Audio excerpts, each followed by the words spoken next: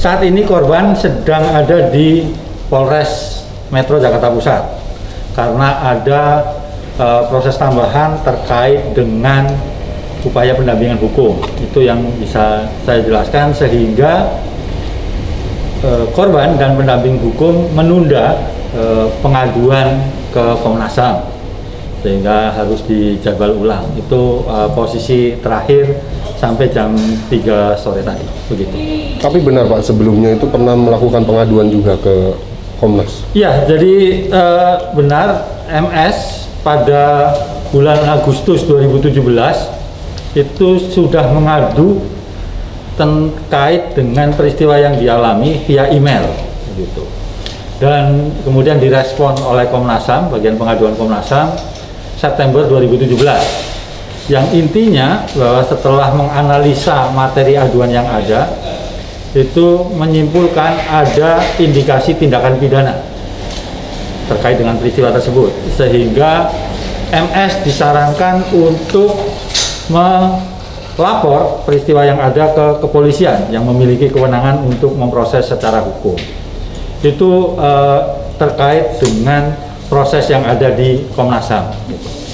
Setelahnya memang tidak ada lagi, karena kami tidak tahu juga, korban pasca melapor ke polisi tidak menginformasikan proses yang ada ke Komnas. Itu berdasarkan data yang ada di bagian pengaduan Komnas. Bang Rika, ya. Tahun 2017 sudah dibalas oleh Komnas HAM, tapi apakah ada komunikasi dengan KPI sendiri di tahun tersebut? Tidak ada komunikasi dengan KPI, karena ini kan masih pengaduan awal sifatnya, begitu, dan belum sampai kepada lanjutan penanganan kasus yang ada di Komnas HAM. Apa yang membuat kemudian Komnas HAM di tahun 2021 setelah 4 tahun berlalu mau menerima kembali laporan korban? Ya tentu saja karena keadilan bagi korban belum dipenuhi dari proses yang ada. Itu yang pertama. Yang kedua, kemudian ini juga menyangkut dengan mekanisme dan tanggung jawab Komnas sesuai dengan mandat dan kewenangan undang-undang. Bagaimana kemudian hak atas keadilan, hak atas rasa aman, maupun hak atas pemulihan korban itu diperoleh oleh korban, begitu. Sehingga Komnas HAM merasa bahwa ini harus segera ditangani dan dipastikan bahwa apa yang menjadi kebutuhan korban itu terpenuhi, begitu. Berarti ke depan Komnas HAM lebih menekankan pada bagaimana si korban ini mendapatkan jaminan hukum semisal kayak gitu? Ya, yang jelas Komnas HAM akan memastikan korban mendapat proses hukum yang transparan, adil, serta kemudian akuntabel, begitu. Artinya setiap prosesnya itu bisa dipertanggungjawabkan sesuai dengan hukum yang ada di Indonesia. Itu yang pertama. Yang kedua, korban juga harus dipastikan dapat pemulihan.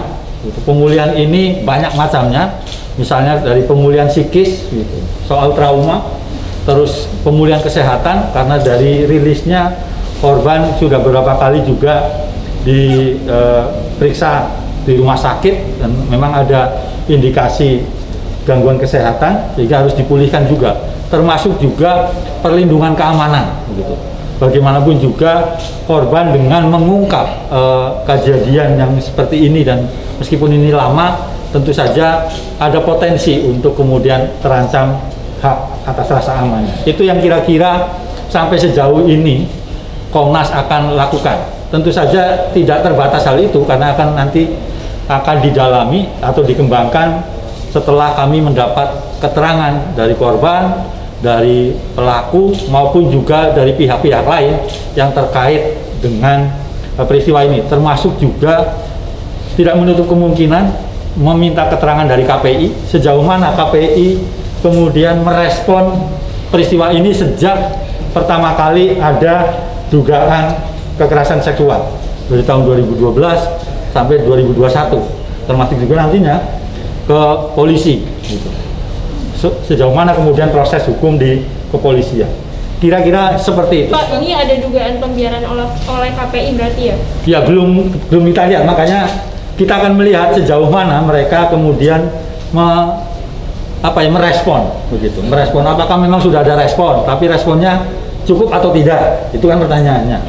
Apakah memang sama sekali tidak ada respon? kalaupun ada respon misalnya apakah sesuai dengan prinsip hak asasi manusia atau tidak, atau bahkan juga menimbulkan trauma baru gitu, karena ini kan terus berulang begitu kalau melihat rilisnya. Dari pihak KPI sendiri bakal ada rencana dipanggil untuk ke Komnas HAM ini kapan? Nah, sampai saat ini kami mengutamakan atau memprioritaskan keterangan dari korban terlebih dahulu. Gitu ya. Prioritas korban terlebih dahulu meminta keterangan, terus setelah itu kami baru menyusun rencana untuk meminta keterangan dari KPI, dari kepolisian, dari terduga pelaku, gitu ya. Tapi lagi-lagi tergantung pada keterangan dari korban. Tapi secepatnya ya, saya kira secepatnya. Pak Ganjar hari ini nggak datang, terus direncanain kapan datang? Iya Pak, kapan Pak? Nah, tadi saya sudah komunikasi dengan pendamping hukumnya. Saya menyediakan waktu besok pagi jam 10, gitu. Supaya apa? Supaya cepat, gitu. Supaya cepat, sehingga kami terus bisa mengembangkan kasus ini dan memastikan betul bahwa para pihak memang jalan gitu.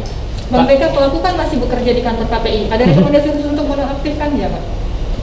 Karena ya kita belum melihat begini ya. Ini kami keterangan dari korban aja belum dapat. Jadi kami belum bisa menyimpulkan apapun, termasuk juga merekomendasikan langkah-langkah yang harus diambil oleh para pihak.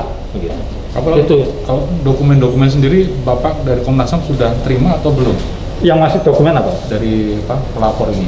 Belum. Jadi makanya rencananya hari ini rencananya hari ini karena tidak jadi maka ditunda besok pagi. Pak, kalau dari kepolisian yang dipanggil itu berarti dari satuan tempat si korban melapor dulu ya? Iya, kan kalau dari kepolisian kira-kira nanti kita akan meminta keterangan dari Polsek Gambir, gitu.